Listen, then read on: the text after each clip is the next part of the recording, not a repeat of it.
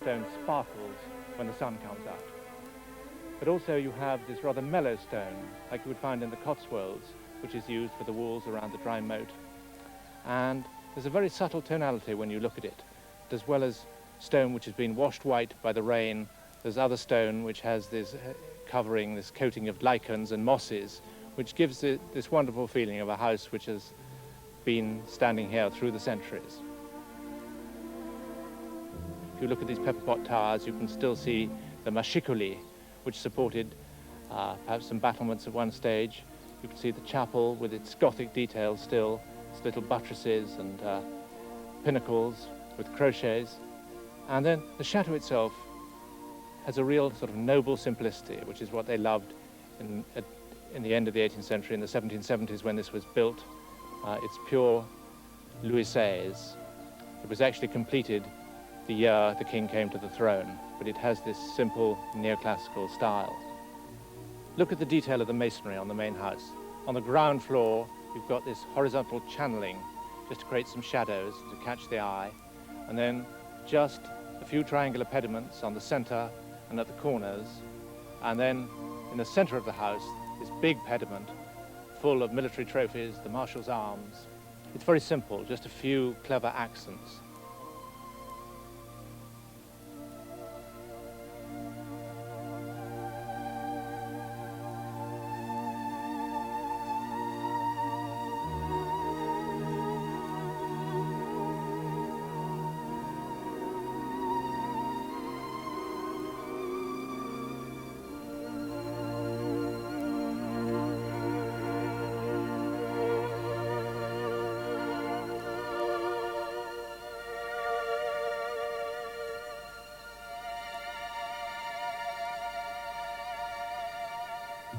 Here we come up the main flight of steps to the door in the center of the chateau. In we go. Funny handle. Doesn't open. Bell? No bell? What's going on? It's not the hall, it's the drawing room. Good gracious, what is this? And that's the point. The front door isn't in the center. It's at the end of the house, because they didn't want to bring you in here at all. They brought you in at the corner, so you came in and saw the grand enfilade.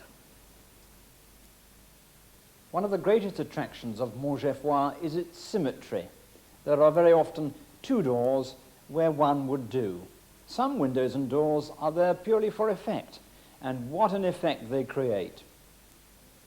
Marcus, the Contard family took this symmetry business to great lengths, didn't they? Every wall in this room is perfectly symmetrical. Behind us, you can see a big mirror. On either side of it, a matching door. And each door is a double door. And then reflected in the mirror behind us is the mirror in front of us. And it creates this wonderful, endless reflection, on and on and on, lamp after lamp after lamp. Of course, this is the Grand Salon, the Grand Saloon, the centerpiece of the chateau. And in this room, we see the original furniture listed in the 18th century inventory. Look at this beautiful console table beneath the mirror. It's painted in the same pearl gray as the paneling. On the crossed legs, you can see this urn with these very delicate flowers, these little garlands of flowers trailing down from the urn, and the flowers arranged in the top. In this room are two of the most important pictures in the house. On the right here, the Marshal himself, painted in his full military regalia, and on the other side of the room, his father, painted by the great French portrait painter Rigaud. His father, too, is in armor, a spectacular, almost medieval helm in the foreground. There's a delightful little painting of the Marquis's illegitimate son. And that boy was to grow up to hold an important post in the government at the beginning of the Revolution, but then he was to go into the tumbril and be guillotined on the same day as Danton, the great revolutionary. This is the central room in the whole house, and each wall is perfectly symmetrical. You can see on either side of the fireplace there is a matching pair of doors. But while the ones on the right have door handles, those on the left do not. It was interesting that one contemporary French architect said that in some houses there were so many false doors that you ended up inevitably having to place chairs in front of them.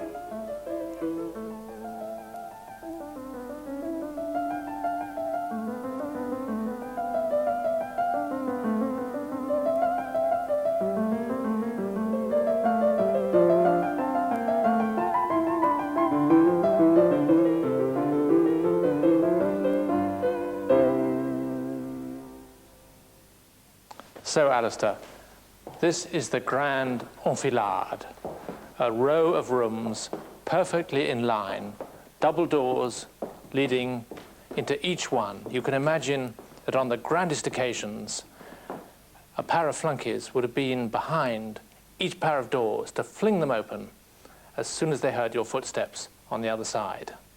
Sometimes in these houses it seems to be an endless parade of drawing rooms or antechambers. But this room, we know, is a games room.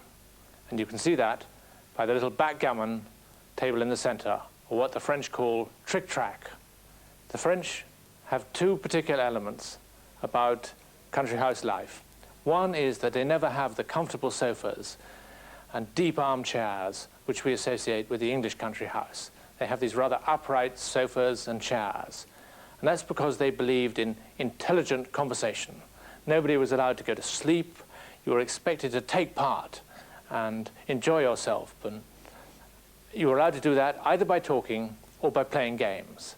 So you can imagine that in these rooms, when the house was occupied and the Maréchal was here, they would have been playing backgammon.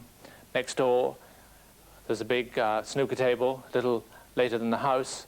But games were an essential element. That all day long, they would have been playing games, the men, the ladies. And in this room, there's a prized family possession. Over the desk, which is a beautiful roll-top desk, as you can see, made by a top ébéniste, there is a portrait of King Louis XIV. It was a gift from the king, donné par le roi. And you can see the king in his splendid robe, a blue velvet with the fleur-de-lis embroidered on top, and the ermine. Was this a chair for a child of the house? Or was it perhaps an apprentice piece made by a master cabinet maker as the final work before he was given approval to practice on his own? It is a perfect delimitation of a Louis XVI chair, crisp in every detail.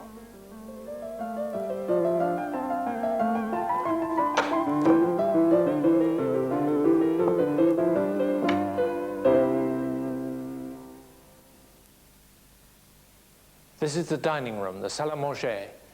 And at the time, it was a relative novelty in France because the tradition had been to eat at trestle tables brought into whichever salon people happened to be sitting in.